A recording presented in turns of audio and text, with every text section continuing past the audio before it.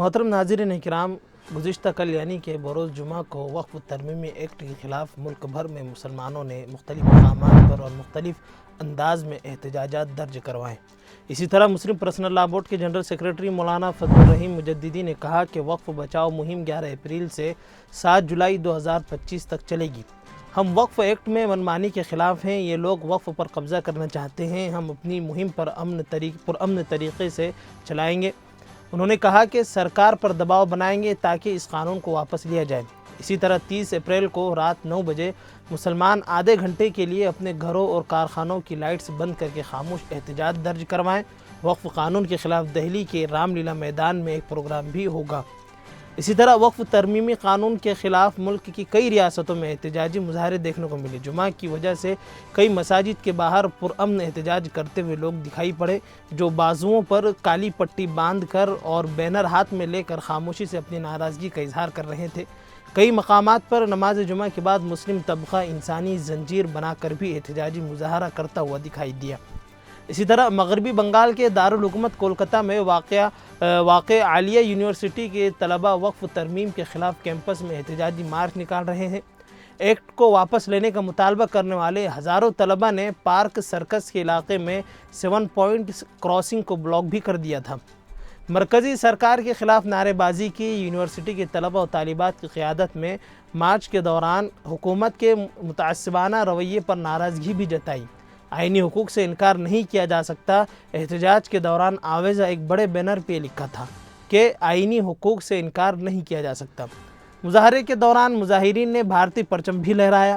خبر رساں agency P T I کی رپورٹ کے مطابق اس مارچ میں شامل ایک طالب علم نے کہا کہ بی جے پی سب کا ساتھ سب کا وکاس کی بات کرتی ہے، لیکن ایک طبقے کے ساتھ یعنی کہ مسلمانوں کے ساتھ تفریق والا رویہ اختیار کیوں کیا جا رہا ہے؟ اسی طرح اتر پردیش کی راجدھانی لکھنؤ کے امام باڑہ کے شیعہ برادری کے لوگوں نے وقف ایکٹ کے خلاف مظاہرہ کیا ہے۔ نماز جمعہ کے بعد شیعہ مذہبی رہنما قلبی جواد کی قیادت میں احتجاجی مظاہرہ کیا گیا۔ وہاں موجود لوگوں نے پلے کارڈ اٹھا رکھے تھے جن پر وقف ترمیم کے خلاف نعرے بھی درج تھے۔ اسی طرح مہاراشٹر کی راجدھانی ممبئی میں اسد الدین اویسی کی پارٹی سے ایم کے کارکنان بھی وقف قانون کے خلاف احتجاج کے لیے جمعہ کی نماز کے بعد سڑکوں پر نکل آئے۔ اس دوران ایم لیڈر وارث پٹھان اور کچھ مظاہرین کو ممبئی پولیس نے حراست میں بھی لے لیا اور پولیس کا کہنا تھا کہ احتجاج کے لیے اجازت نہیں لی گئی۔ پولیس نے 50 سے 60 افراد کو حراست میں لے لیا ہے۔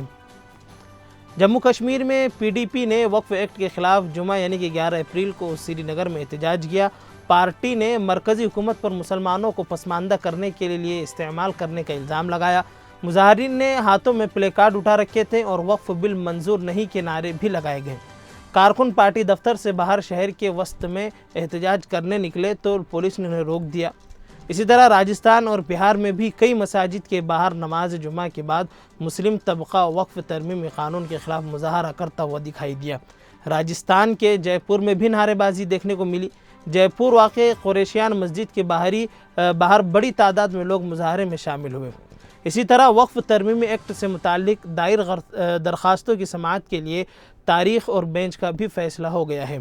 لیکن یاد رہے ناظرین، ان مظاہرین کی فہرست میں دہلی کا نام کہیں بھی شمار نہیں تھا۔ 16 اپریل کو چیف جسٹس سنجیو کھنہ کی سربراہی میں 3 ججوں کے بینچ اس کیس کی سماعت کریں گی۔ بینچ کے دیگر 2 ارکان ہیں جسٹس سنجے کمار اور کے وی وشوناتھن۔ کیس سماعت کی فہرست میں 13ویں نمبر پر ہیں اور فہرست میں کل 10 عرضیاں ہیں اور ان میں پہلی عرضی امام لیڈر اسد الدین اویسی کی ہوگی۔ وقف ترمیمی ایکٹ کے خلاف اب تک کے تقریباً 20 درخواستیں دائر ہو چکی ہیں۔ تمام درخواستوں میں بنیادی بات یہ کہی گئی ہے کہ یہ ایسا قانون ہے جو مسلمانوں کے ساتھ امتیازی سلوک کرتا ہے۔ وقف ایک مذہبی ادارہ ہے اور اس کے کام میں حکومت کی مداخلت ہم کو بالکل بھی برداشت نہیں، بلکہ یہ آئینی حقوق کے ہمارے خلاف ہے۔ اس طرح آگے بھی ہو سکتا ہے ناظرین کہ مزید احتجاجات جو ہے تو درج ہو اور ہمیں دیکھنے کو ملے، لیکن اگر ہمیں اس کی کال ملتی ہے تو ہمیں بھی احتجاج کے لیے پرامن احتجاج کے لیے تیار ہونا چاہیے۔ خیر، اللہ ہم سب کا حامی و ناصر ہو۔